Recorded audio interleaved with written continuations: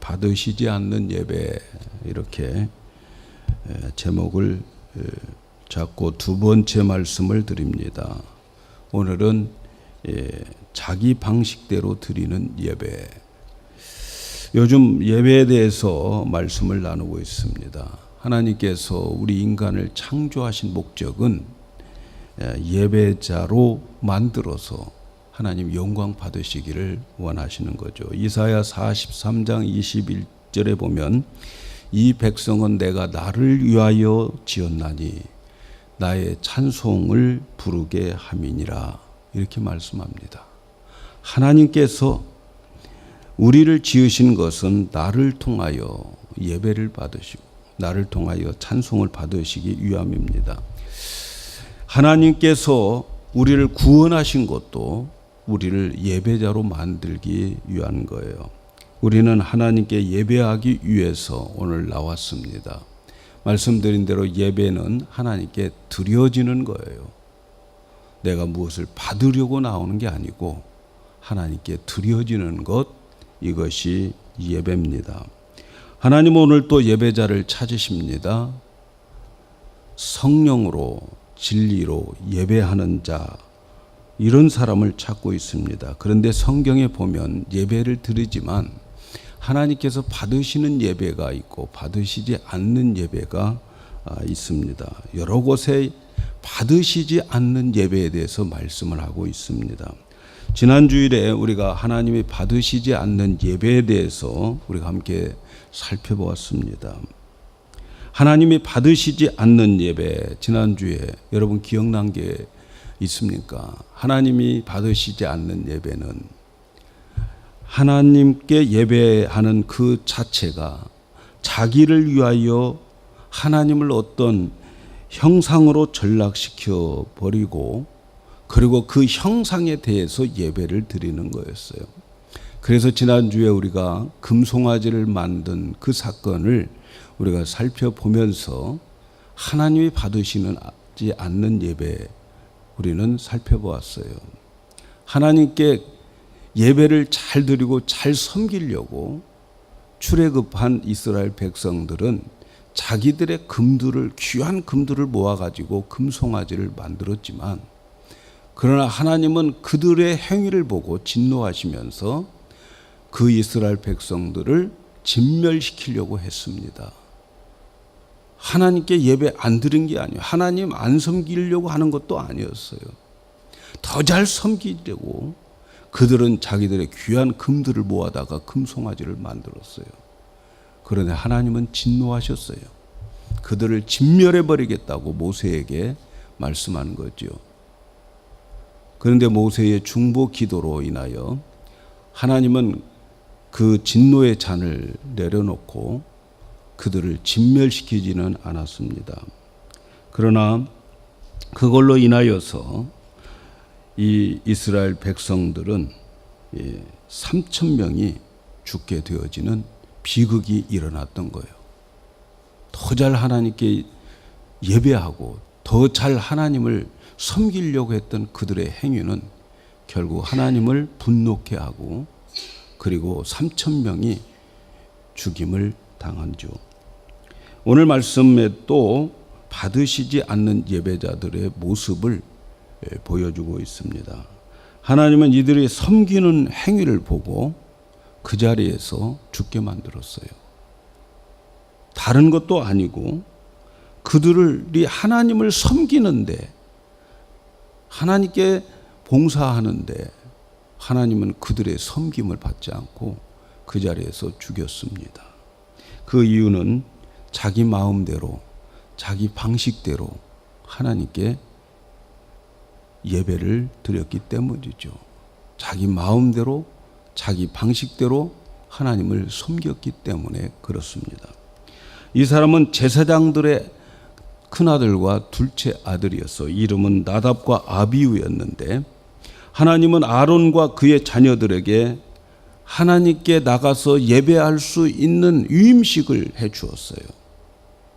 아무나 하나님께 나갈 수 없었어요. 그러나 하나님은 모세를 통해서 아론과 그의 자녀들에게 하나님께 나갈 수 있는 제사장의 직분을 주기 위해서 유임식을 하는데 7일 동안 걸쳐서 유임식을 했습니다. 이스라엘 백성들을 다 모아놓고 그리고 그들에게 보는 가운데 다 몸을 씻기고 제사장이 거룩한 옷을 입히고 그리고 그들의 머리에 기름을 붓고 숫송아지 수양의 제물로 하나님 앞에 번제를 드리고 그리고 제단에 있는 그 피를 가져다가 그 제사장 그 성이 거룩한 옷을 입은 그 옷에 발라주면서 그리고 맨 마지막에는 회중들과 함께 공동으로 식사를 하는 그러한 유임식을 날마다 7일 동안 했습니다. 하나님으로부터 유임받은 제사장이었습니다. 이렇게 유임식을 한 후에 아론은 이스라엘 백성들을 위해서 제사를 드립니다. 속죄 제사를 드리고 태워서 드리는 제사를 드리고 화목 제사를 하나님 앞에 드립니다. 그때에 그들의 제물 위에 하나님으로부터 나오는 불이 그 제물을 다 불살라 태워버렸습니다. 하나님이 받으신 거지요. 그래서 그 불들이 그 제물을 태우는 것을 보면서 이스라엘의 모든 백성들은 그 하나님 앞에 소리를 치면서 그들은 땅에 다 엎드릴 수밖에 없었습니다. 그런데 그게 9장에서 나오는 사건이에요. 9장에서 그렇게 하나님으로부터 유임식을 하고 그리고 제사를 드리고 그 제사에 불이 내려지는 그러한 사건이 9장에 나옵니다. 이제 10장으로 돌아와서 제사장들이 유임받은 그 아들들도 다 유임받았는데 나답과 아비후 큰아들과 둘째 아들이 여호와를 섬기는 중에 하나님의 불이 그들을 태워버렸습니다. 그들을 죽여버렸어요.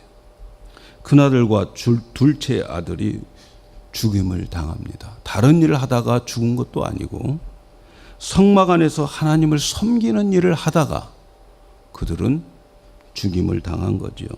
제사장 아론의 아들은 성소 안에 설치되어져 있는 분향단에다가 이제 아침과 저녁으로 향을 피우게 되어져 있어요. 그들은 향을 태우는데 그 향을 태우는 그 향로에다가 그 불을 갖다가 넣어서 그 불을 가지고 그 성소 안으로 들어갔는데 거기서 죽었어요. 왜 그랬을까?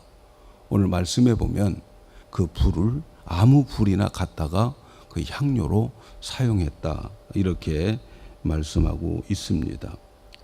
그러니까 이 향료를 가지고 그 향을 풍길 때에 하나님은 그들에게 꼭 필요한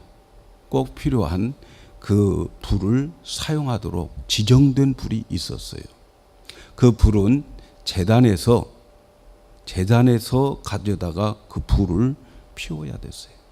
그런데 이들은 아무 불이나 갖다가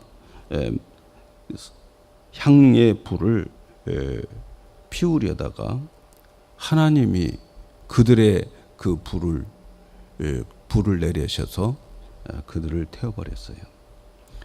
틀림없이 이 사람들은 술을 마시고 이 향을 풍겼던 것 같아요. 왜냐하면 뒤에를 계속 읽어보면 모세가 아론에게 이야기를 하는 거죠. 아론에게 이야기를 하면서 너희들의 아들은 앞으로 이 회막에 들어갈 때는 절대로 이 포도주나 독주를 마시지 말라고 아론에게 아주 강한 메시지를 전해줍니다. 그런 걸 보면 이 사람들이 나가서 그 향을 피울 때에 분명히 술을 먹고 정말 정신 차리지 못하고 그렇게 향불을 피우다가 아무 불이나 갖다 피우다가 죽은 것 같아요. 9장에서 제사장 아론이 하나님 앞에 제사를 드릴 때에 하나님의 불이 내려와서 번제와 그리고 그 제단에 있는 제물들을 태워버렸어요. 그런데 그때 그 불이 말이죠. 그때 그 불이 이번에는 내려와서 성소에서 봉사하는 이 두 아들을 나답과 아비후를 태워버려 죽였어요. 왜 하나님께서 하나님을 섬기고 있는 나답과 아비후를 죽였을까? 오늘 본문은 그들을 죽인 이유를 분명히 밝혀주는데, 그들은 여호와에 명하지 않는 다른 불을 담아 여호와 앞에 분향하였더니 불이 여호와 앞에 나와 그들을 삼키매 그들이 여호와 앞에서 죽은지라. 하나님께서 이들을 죽인 이유는 하나님의 명령하지 않는 다른 불을 사용하여서 섬기려고 했기 때문이다, 이렇게 말합니다. 다시 말하면 하나님을 섬길 때에 자기 방식대로 참된 하나님을 섬겼기 때문이다, 이렇게 말씀합니다. 그들은 거룩하게 구별된 자들이었어요. 그렇게 구별하기 위해서 7일 동안 유임식을 하면서 제사장으로 그들을 임명했어요. 그런데 그들이 하나님을 섬기다가 죽었어요. 섬기는 것, 여러분 예배라고 그러죠. 그래서 우리는 섬긴다, 예배드리다 하는 것을 서비스라고 그래요. 주일 예배를 썬데이 서비스 이렇게 말하죠. 여기서 우리가 깨달아야 할 게 뭡니까? 아주 중요한 내용은 하나님은 인간이 자기 방식대로 하나님께 예배드리는 것, 하나님이 가장 싫어한다는 거죠. 내 생각은 이렇게 하나님께 예배드리는 것이 옳은 것 같아. 그래서 인간이 예배의 활동을 개인적인 정의에 따라서 격화시켜가지고 제멋대로 드리는 예배는 하나님이 받으시지 않아요. 오히려 하나님을 분노케 하십니다. 내 생각은 이렇게 드리는 거야 라고 하는 예배, 여러분 우리는 굉장히 위험한 생각인 것을 아시기를 바랍니다. 우리가 꼭 여기서 기억해야 될 것은 하나님은 제멋대로 고안된 예배 양식을 받아들이지 않으신다는 거죠. 이렇게 드리면 하나님 받으실 거야? 우리의 생각, 우리의 마음으로 제멋대로 드려지는 예배 하나님 안 받으시고, 우리는 자기의 기호대로 하나님을 예배하지 말아야 됩니다. 이런 식은 내 스타일이 아니야. 이런 식은 내 스타일이야. 이런 것이 좋아. 그래서 내가 좋고 내가 원하는 형식으로 예배를 드리면 하나님 안 받으셔요. 하나님께 예배하는 데 있어서 자기 방식으로 예배하는 행위는 하나님, 오히려 하나님을 분노케 하고 받아주시지 않습니다. 여러분 성경을 보면 제멋대로 하나님을 예배했던 인물들을 찾아볼 수가 있어요. 그 대표적인 사람이 뭐냐면 누구냐면 이스라엘의 첫 번째 왕 사울 왕입니다. 사울 왕은 2년째 되던 해에, 왕이 되고 2년째 되던 해에 그 이스라엘을 눈에 꼭 가시같이 괴롭히는 블레셋을 치기 위해서 군사를 모았어요. 군사를 모아가지고 보니까 한 3,000명 정도 모았어요. 그래서 블레셋을 치기 위해서 준비를 하고 있는데, 이제 블레셋이 먼저 그들에게 블레셋이 쳐들어오는데, 블레셋의 군인들은 3만 명이 왔어요. 3만 명. 그리고 병거를 탄 사람들이 6천 명이나 몰렸어요. 예, 마병들이 6천 명. 그 성경에 보면 수없이 많은 사람들이 바다에 모래같이 많이 왔다, 이렇게 설명하고 있는 거죠. 그러니까 그 모습을 보면서 모집된 군사들도 그렇고 사울도 그렇고 마음이 초조해지는 거죠. 그래서 하나님의 축복을 받고 전쟁터로 나가기를 원해서 사무엘을 초청한 거예요. 그런데 사무엘이 7일 후에 온다고 그랬는데 사무엘이 7일 되어 가는데도 안 오는 거예요. 이 병사들은 그것을 보고 너무 위급함을 보면서 도망가고 흩어지기 시작한 거예요. 사울이 마음이 조급해진 거죠. 그래서 사무엘 선지자가 오기 전에 그는 제물을 가지고 오라고 그랬어요. 그리고 자기가 마음대로 하나님께 제사를 드리고 말았어요. 사울 왕이 번제를 드리고 그 번제가 다 마쳐지자 사무엘이 도착한 거죠. 그래서 사무엘이 지금 왕은 뭐 하고 있습니까? 라고 물을 때에 여러 가지 많은 변명을 합니다. 오는 날짜 안 오고 너무 병사들은 지금 흩어져 가고 있고 그래서 제가 제사를 드렸노라고 변명을 합니다. 그러나 하나님은 사무엘을 통해서 사울에 대한 말씀을 전해줍니다. 왕이 망령되이 행하였도다. 왕이 왕의 하나님 여호와의 명령을 지키지 아니하였도다. 지켰더라면 하나님께서 이스라엘의 왕의 나라를 영원히 세우셨을거늘 지금은 왕의 나라가 길지 못할 것이라. 여호와께서 왕에게 명하신 바를 왕이 지키지 아니하였으므로 여호와께서 그의 마음에 맞는 사람을 구하여 여호와께서 그를 그의 백성의 지도자로 삼으셨느니라.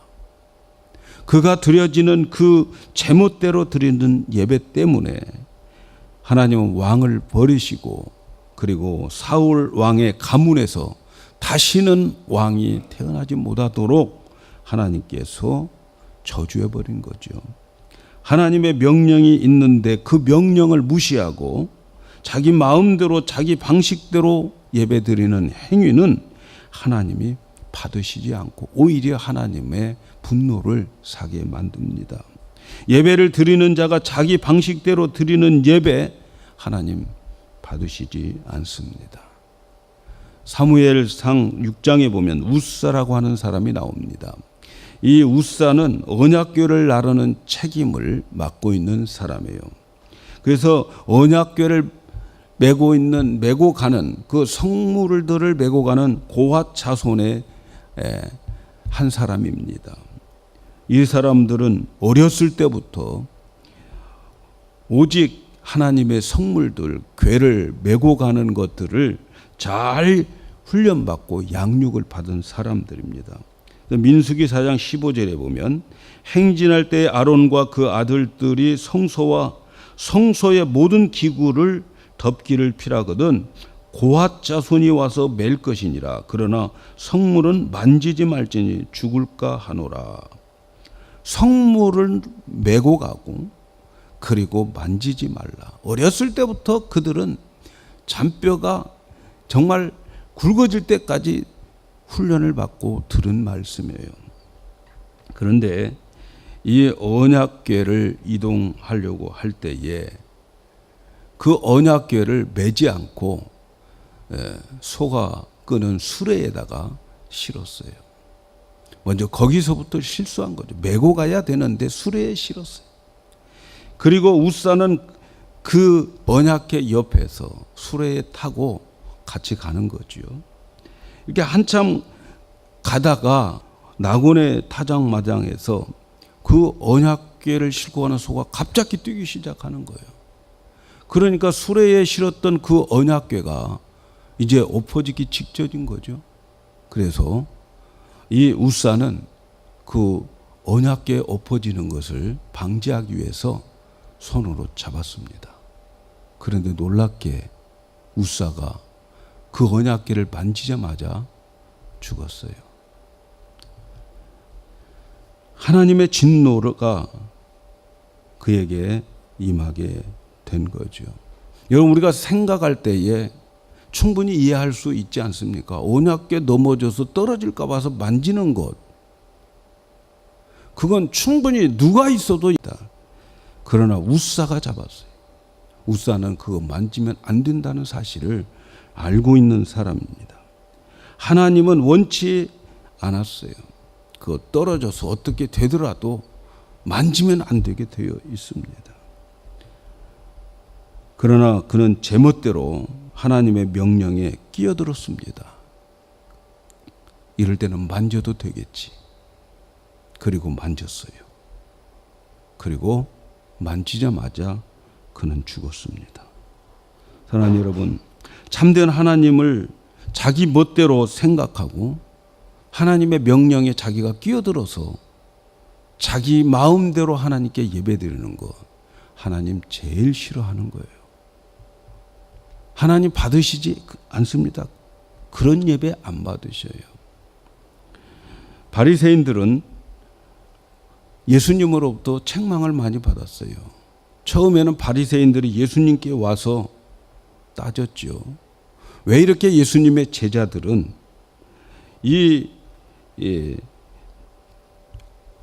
위에서부터 내려오는 유전과 전통을 지키지 않고 손도 안 씻고 빵을 먹느냐, 이렇게 예수님께 와서 따졌습니다.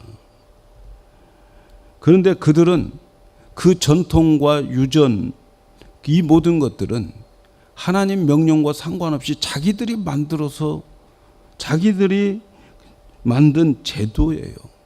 그걸 가지고 참된 예배를 드리려고 했던 거죠. 예배를 드리는데 자기들의 전통과 자기들이 어떤 예배의 형식, 자기들의 기준을 만들어 놓고 그걸로 하나님께 예배 드리려고 그렇게 했던 거죠. 그래서 예수님의 제자들이 그 전통을 따르지 않으니까 예수님께 와서 따진 거지요. 그런데 예수님께서는 대답하셨어요. 너희는 어찌하여 너희 유전으로 하나님의 계명을 범하느냐. 이렇게 예수님이 오히려 책망을 했습니다. 바리새인들은 그들의 전통에 따라 예배하고 있지 않다고 예수님께 따졌지만, 그런데 예수님은 오히려 너희들이 하나님의 명령을 따라서 예배하지 않고 있다, 이렇게 지적을 하고 있습니다. 그래서 바리새인들은 하나님을 섬기기 위해서 자기 자신들이 제도를 만들어서 하나님께 더 예배를 잘 드리려고 다른 것들을 첨가시켰습니다. 하나님께 예배하는 자들은 하나님의 명령을 어떤 전통이나 의식으로 바꿔서 행하는 자들의 그 예배에 하나님은 관심이 없습니다. 예배는 오직 성경에서 규정되어지는 그런 명령을 쫓아서 예배를 드려야 하는 거예요. 사랑하는 여러분, 사단은 우리의 예배를 하나님의 말씀보다 인간의 사상과 정욕을 우선하도록 유혹합니다. 그래서 우리가 예배드릴 때 자의적이고 개인적인 생각으로 예배드리도록 여러 가지 우리의 참된 예배를 방해하고 있습니다. 그래서 각자가 따로따로 하나님이 명하지 않는 불들을 가지고 와서 분향을 하는 거예요. 예배를 드리는 겁니다. 오늘날 많은 사람들이 지금 예배에 대해서 자기가 정의하고 자기에게 편리한 예배를 드리는 그런 크리스찬들이 많다고 그래요. 교회에 꼭 안 나가도 된다는 거죠. 예배당에 모이지 않고 집에서 얼마든지 인터넷이나 방송에서 나온 설교 한 편을 듣고 예배 드렸다, 이렇게 자유하는 거지요. 여러분, 그것은 제멋대로 자기 방식대로 예배를 드리는 거예요. 예배라고 하는 것은 인격과 인격의 만남인 거죠. 하나님의 인격, 하나님의 임재 가운데에서 예배를 드리는 거예요. 그 만남, 입맞춤이 있어야 되는 거예요. 교회 안 나가고 그냥 인터넷에서 좋은 설교 한 편 듣고 그것으로 예배다 생각하는 거, 얼마나 위험한 생각인지 모릅니다. 그래서 여러분, 우리가 예배는 그냥 드린다고 다 하나님이 받으시는 게 아닙니다. 여러분, 하나님의 말씀대로 예배를 드려야 되는 거예요. 저는 예배에 대해서 굉장히 많은 고민을 하다가 결국 제가 이사야 6장에서 우리 교회의 예배 형식을 저는 취했습니다.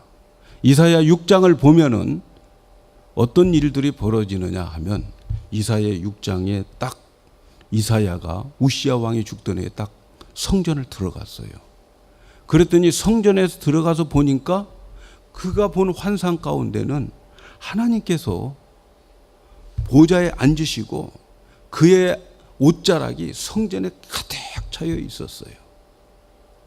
그래서 여러분, 우리가 하나님께 예배 드릴 때에는 말이죠, 하나님께서 먼저 우리의 예배를 받기 위해서 좌정하고 계신다는 것을 꼭 잊지 마시기를 바랍니다. 하나님이 먼저 좌정하고 계세요. 우리의 예배를 받으시기 위해서 이 성전에 하나님의 옷자락이 가득 차여 있는 그러한 곳입니다. 그래서 여러분, 우리가 하나님께 시간 지키는 거 굉장히 성의 있는 거라는 것을 기억하시기를 바랍니다. 하나님은 먼저 그렇게 계셔요. 자, 그리고 그런 가운데에 하나님께서 보니까 하나님이 계신 그 보좌 위에 천사들이 있는데, 여러 천사들이 뭐 하고 있느냐면 찬송을 하고 있어요. 그 천사들이 날개가 6개가 달렸어요. 그 6개가 달린 천사들이 두 날개로는 눈을 가리고, 두 날개로는 발을 가리고, 그리고 두 날개로는 날아다니면서 그 하나님을 찬양하는 거예요. 거룩하다 거룩하다 하면서 하나님을 찬양하는 것으로 가득 차 있어요. 그래서 하나님이 계시는 그 예배의 처소는 찬양이 가득했어요. 찬양의 제사가 가득했어요. 그래서 그들이 하나님의 영광이, 만군의 여호와의 영광이 온 땅에 가득하다 하면서 막 찬양으로 가득 차여 있는 거예요. 그래서 우리 교회는 예배 전에, 예배를 시작하면서 찬양을 많이 부르려고 애를 씁니다. 지금 많이 줄였지만 줄인 게 이거예요, 여러분. 그래서 우리가 찬양을 많이 불러요. 우리가 보통 예배 전에 4곡 정도의 찬양을 우리가 하나님께 드립니다. 4곡 정도. 네, 제가 기도하면서 하나님이 저에게 주는 감동은 많이 요즘 지금 달라지고 있는 게 뭐냐면, 하나님이 저에게 이런 감동을 줘요. 지난 한 주간 동안도 예배 때문에 하나님 앞에 참 회개를 많이 하고 가장 예배를 못 드린 게 목사 자신이더라고요. 여러분처럼 회중 가운데 함께 드리면 좋겠는데, 일단의 강단에 올라오면 말이죠, 여러 가지 신경들이 많이 뺏겨요. 정신이 많이 분산돼요. 왜 저분은 왔다 가지? 왜 저분은 또 저렇게 되어 있지? 왜 여러분, 목사들은 출석을 안 부릅니다. 그렇지만 말이죠, 보통 성도님들은 자기가 앉는 그 자리에 꼭 앉아요. 그래서 딱 둘러보면 출석표가 다 나와요. 근데 왜 저 자리가 비었지? 저분이 여기에 와야 되는데, 별 생각들이 많이 듭니다, 여러분.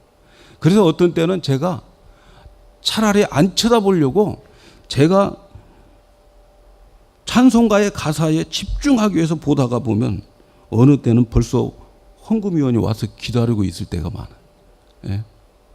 예배에 집중하려고 굉장히 제 나름대로 발부둥칩니다.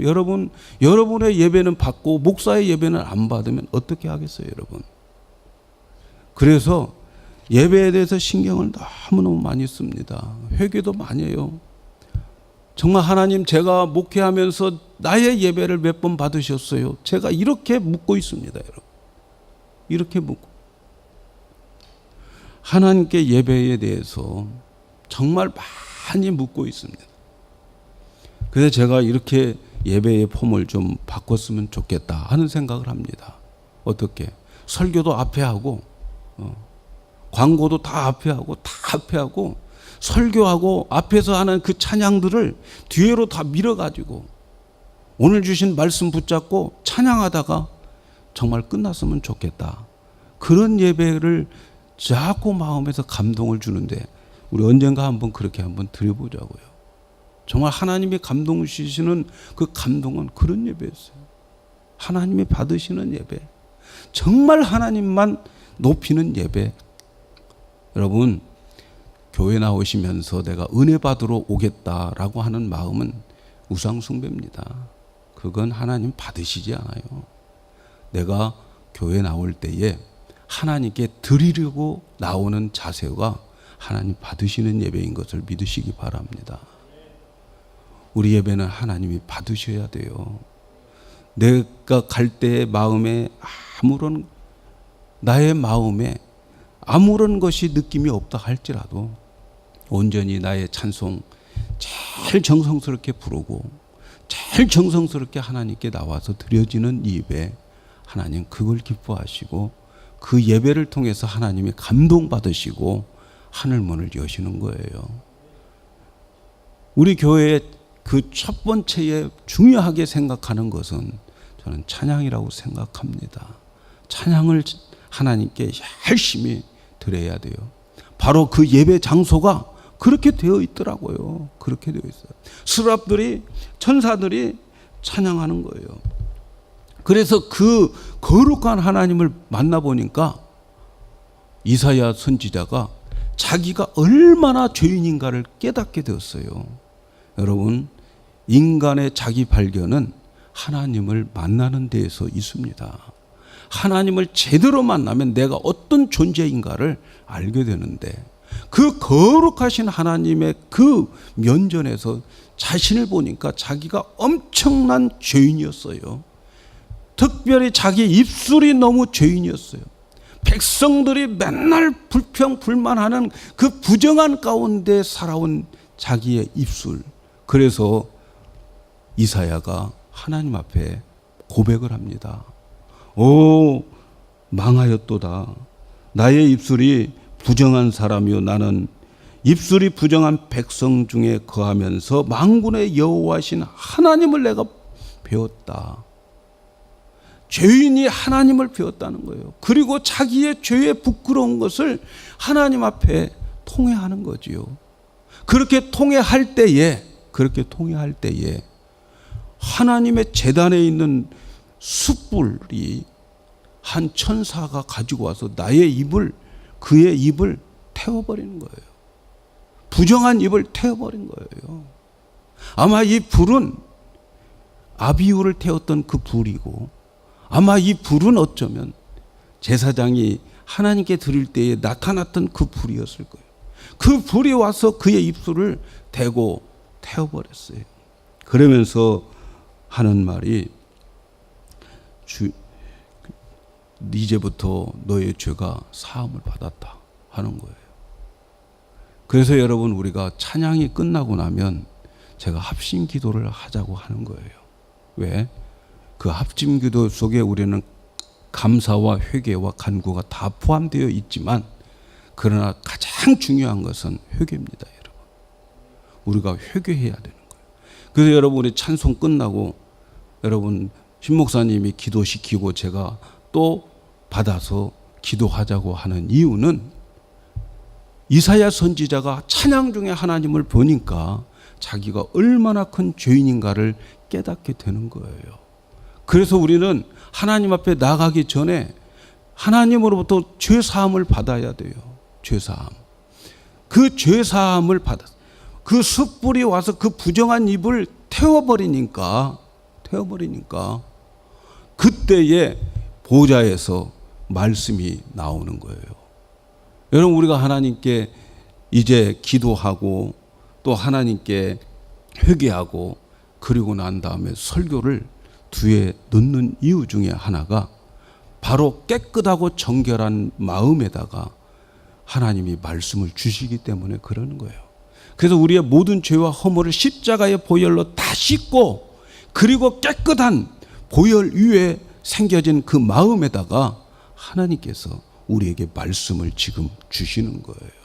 그래서 이 말씀을 듣는 거예요. 그런데 그가 듣는 말씀이 뭐냐? 하나님의 보좌에서 흘러나오는 말씀이 누가 나를 위해서 일할꼬? 이 말씀이 그날의 설교 주제인 거였어요. 누가 나를 위해서 일할꼬? 여러분, 하나님께서 설교를 통해서 예배자들에게 주시는 말씀은 하나님에 대한 헌신을 요구하고 있는 거예요. 누가 나를 위해서 일을 할꼬? 이렇게 헌신을 요구하는 거예요. 지금 하나님께서 우리에게 주시는 그 말씀이 뭡니까? 누가 나를 위해서 진정한 예배를 드릴꼬? 이 메시지를 지금 전하고 있음을 여러분 믿으시기를 바랍니다. 그때에 그 하나님의 음성을 듣고 이사야가 결단을 내리는 거예요. 주여, 내가 여기 있습니다.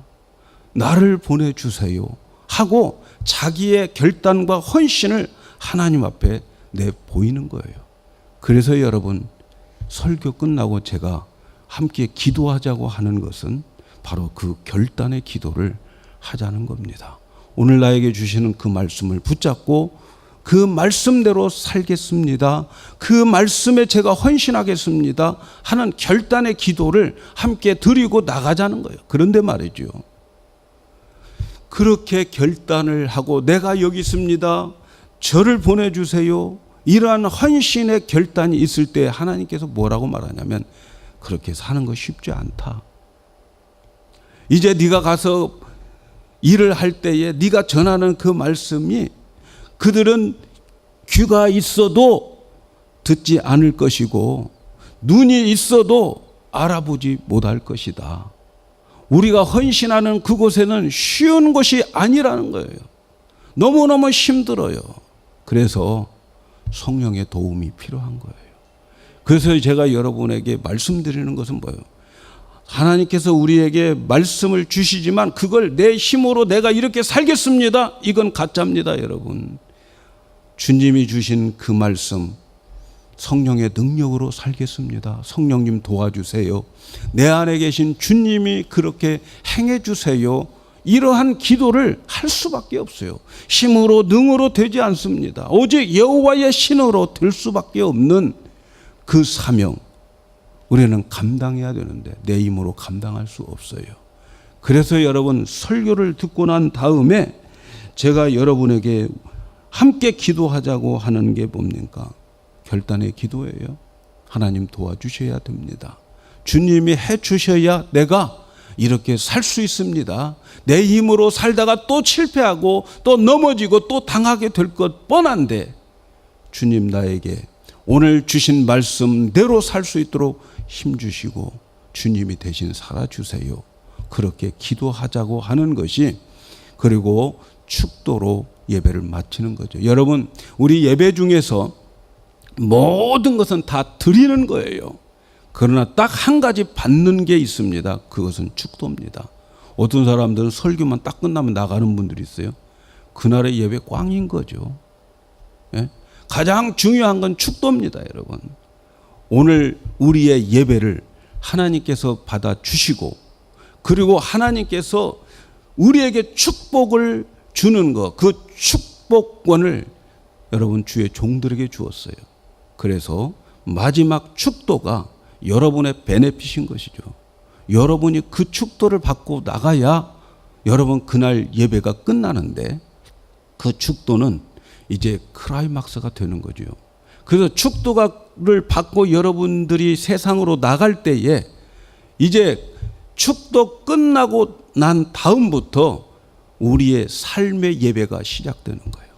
그래서 일주일 동안 하나님을 경험하고 내가 만난 하나님을 다시 예배하러 교회로 다음 주에 또 나와서 하나님께 드리고 말씀으로 응답받고 축도로 다시 또 시작하는 것이 여러분 우리의 신앙생활인 것을 기억하시기를 바랍니다. 성경은 이렇게 받으시지 않는 예배가 있다. 지난 시간에는 하나님이 받지 않는 예배 중에서 자기를 위한 예배, 자기를 위해서 하나님을 만들고 자기가 생각한 하나님의 형상을 만들어 놓고 이것이 나를 지켜주는 하나님이다라고 믿는 그것, 하나님 분노하셨어요. 오늘은 하나님께서 받으시지 않는 예배는 내 생각에는 이렇게 드리는 것이 하나님이 받으실 예배일 거야 라고 자기 방식대로 예배 드리는 그 예배 하나님 안 받으십니다. 여러분, 하나님께서 받으시는 예배는 하나님의 말씀에 근거해서 하나님이 명령하시고 하나님이 보여준 대로 우리는 예배를 드려서 정말 우리 영광교회는 하나님을 깊이 알고 드려지는 예배, 그리고 성령께서 함께 해주는 예배를 드림으로 인해서, 그래서 우리는 올바른 예배를 드리는 성도, 올바른 예배를 드리는 교회가 되기를 주님의 이름으로 축복합니다.